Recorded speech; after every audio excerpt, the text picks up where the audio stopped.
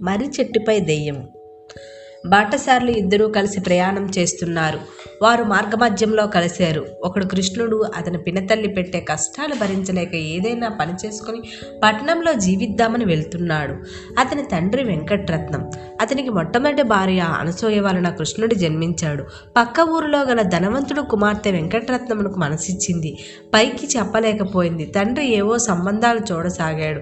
వెంకట్రత్నంకు అనసూయతో వివాహం జరిగింది. ధనవంతుని కుమార్తె వైద్యుల ద్వారా బలమునకు మందు అని చెప్పి ఆమె అడ్డు తొలగించుకుంది. తర్వాత తండ్రితో తనకు వెంకట్రత్నం వివాహం జరిపించమంది. తండ్రి అంగీకరించలేదు. చస్తానని బెదిరించింది. ఒక్కతే కుమార్తె కావడంతో విధిలేక అంగీకరించాడు. వారి వివాహం వైభవంగా జరిగింది. అత్తగారింట్లోనే ఉంటున్నాడు. భర్త ఉన్నప్పుడు ప్రేమగా చూసేది. భర్త బయటకు వెళ్ళగానే కృష్ణుడు నానా విధములుగా కష్టమును గురి చేసేది. ఒక దినమున స్నేహితురాలతో అనసూయని మందులతో మరణింపజేశాను. వెంకట్రత్నం వివాహం చేసుకున్నాను. పిల్లవాడే కదా అని ఉపేక్షిస్తున్నాను. వీడిని కూడా త్వరగా తల్లి దగ్గరికే పంపుతున్నాను. వీడిని బతకనిస్తే నా సంతానంపై పెత్తనం చలాయిస్తాడు. వీడిని త్వరలో అడ్డు తొలగిస్తాను అని జయమ్మ చెప్పసాగింది. అప్పుడే వచ్చిన భర్త విషయములన్నీ విన్నాడు. తన అనసూయ మరణ రహస్యమును తెలిసి విచారించాడు. తన కుమారుడికి గల ముప్పు గురించి విని చింతించాడు. రహస్యంగా బయటకు తీసుకువెళ్ళి విషయం చెప్పాడు. మనిషిని సాయంగా ఇచ్చి దూరంగా ఉన్న మిత్రుడి దగ్గరకు పంపగా బయలుదేరి వెళుతున్నాడు. మధ్యాహ్న సమయమైంది. తెచ్చుకున్న ఆహార పదార్థములు తిన్నారు. మరలా బయలుదేరారు. రాత్రి సమయానికి ఒక గ్రామంలో ప్రవేశించారు. కృష్ణుడు గోవిందుడు సత్రంలో బస వేశారు. రాత్రి భోజనం చేసి పడుకున్నారు. కృష్ణుడికి ఎంతసేపటికి నిద్ర పట్టలేదు. తన తల్లి మరణము, తన పినతల్లి అఘాయిత్యము మనసులోనే మెదులుతూ మనశ్శాంతి లేదు. ఆ పసి హృదయము చిన్న వయసులోనే అలజడికి గురైంది. అక్కడికి సమీపంలో మర్రి చెట్టుపై చాలా కాలం నుండి దెయ్యం ఉంటుంది. ఆ దెయ్యం చరిత్ర కూడా ఈ కృష్ణుడి చరిత్రే. కృష్ణుడు ఆ వచ్చిన వ్యక్తి మాటల వల్ల అంతా తెలుసుకుంది. కృష్ణుడికి ఉపకారం చేయాలనుకుంది. తనకు తెలిసిన మంత్రగత్తె అయిన దెయ్యంను స్మరించింది. ఆ దెయ్యము రాగానే విషయము వివరించి సహాయం చేయమంది. మంత్రాల దెయ్యం అంగీకరించింది. కృష్ణ గోవిందులకు భయంకరమైన కేక వినిపించింది. మెలకువ వచ్చింది ఇద్దరికి. మా విషయమును గ్రహించాను. కృష్ణుడికి ఉపకారం చేయ తలపెట్టాను. నేను దెయ్యాన్ని.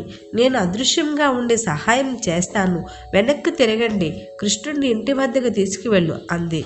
దెయ్యము గోవిందులతో అలాగేనని అంగీకరించగానే ఆ ఇద్దరిని ఆ ఊరిలోకి చేర్చింది. కృష్ణుడు ఇంట్లోకి వెళ్ళి పడుకున్నాడు. తండ్రి వెంకట్రత్నం నిద్ర పట్టలేదు. భార్య వచ్చి తన కోరిక తీర్చమని వేధించసాగింది. వెంకట్రత్నం, నీకు నేను ఏం అపకారం చేశాను? నా భార్యను చంపేవు. నీ వల్లనే నా జీవితం నాశనమైంది. నా కొడుకు నన్ను విడిచి వెళ్ళాడు. నీ కామకాంక్షతో విసిగించకు. నేను ఏం చేస్తానో తెలియదు అన్నాడు.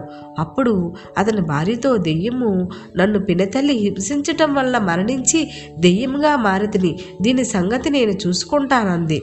మంచం మీద నుంచి క్రింద పడి తన్ను తానే హింసించుకుంటూ కొట్టుకోసాగింది. అలసట వచ్చి పడుకుంది.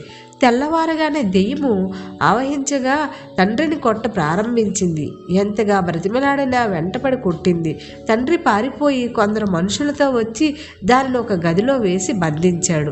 చేతులకు కాళ్లకు గొలుసులతో బంధించాడు. తల్లి చనిపోతే ఇంకో పెళ్లి కూడా చేసుకోకుండా అల్లారముద్దుగా పెంచాను అని విచారపడసాగెను. దెయ్యం ఆవహించిన కారణంగా అందరికీ వినిపించేటట్లు తను చేసిన మోసములన్నీ చెప్పసాగింది. అందరికీ అసహ్యం వేసింది. తండ్రి కృష్ణుని తీసుకుని వెళదామనుకున్నాడు. కొంతకాలంకు జయమ్మలో పరివర్తన వచ్చింది. తన తప్పు తెలుసుకుని క్షమించమని భర్తని తండ్రిని వేడుకుంది. దెయ్యం ఆనందించింది. గొలుసులు తీసివేసి కొద్ది రోజులు చూసి గది తలుపులు తీశారు. భర్తని కృష్ణుని ప్రేమగా చూడసాగింది. ఆమెతో సంసారం చేయగా ఇద్దరు ఆడపిల్లలు కలిగారు. వారందరూ సుఖ సంతోషములతో జీవితం గడిపారు. కృష్ణుడు మాత్రం మర్రి చెట్టుపై గల దెయ్యము తమకు చేసిన సహాయం గురించి అందరికీ చెప్తుండేవాడు.